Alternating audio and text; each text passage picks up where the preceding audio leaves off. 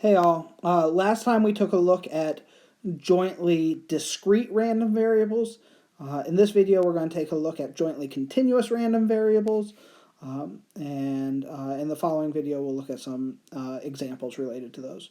But if we have y1 and y2 are continuous random variables, right, so continuous in this case instead of discrete, with a joint distribution f of y1, y2, then if we have a little f of y1, y2, such that big F of y1, y2 is equal to a double integral from negative infinity to y1 and negative infinity to y2, f of t1, t2, d t2, dt1.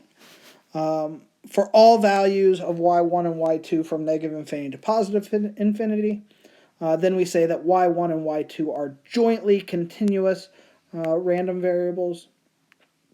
And as you might imagine, we say that that little f of y1 and y2, that is called the joint probability density function.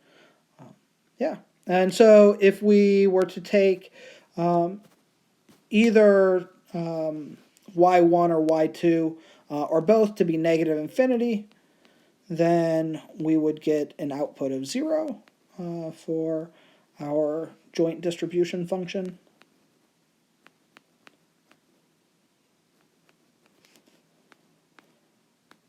There what's happening is really we're looking at no values of either y1 or no values of y2, or no values of either. And so in any of those cases, we would get 0. Right, so we'd have an upper limits of negative infinity for both y1 and y2, or for at least one of those. If we were to integrate from negative infinity to negative infinity, again, that's looking at like the area under a single kind of point. It kind of feels like that. That's not quite right because it's negative infinity, but that's kind of the intuition there. Secondly, if we were to look at every single value, right, so if y1 and y2 were both positive infinity, then this output should be 1.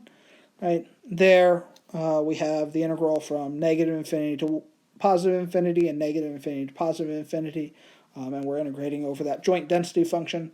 And so we're going to get certainty. We're certain something's going to happen.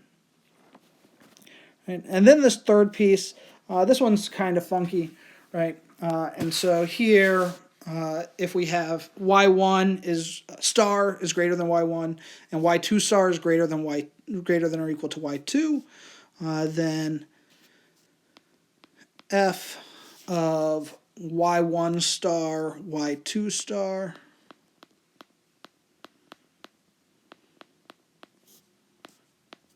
minus f of y1 star y2 minus f of y1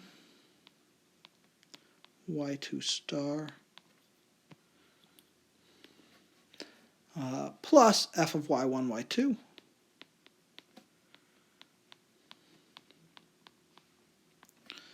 that should be greater than or equal to 0.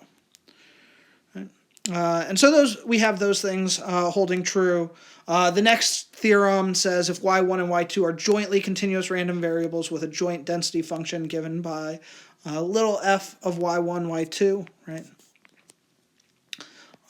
Then that density, it should be non-negative, right? So it should always be greater than or equal to 0 for every choice of y1 and y2. And then, as we said above, that when we integrate over all values, we get an output of 1. That bivariate probability density function traces a probability density surface over the y1, y2 plane. So instead of having probabilities related to areas, we now have probabilities related to volumes under that surface. All right? And so next time, in that next video, we're going to take a look at an example.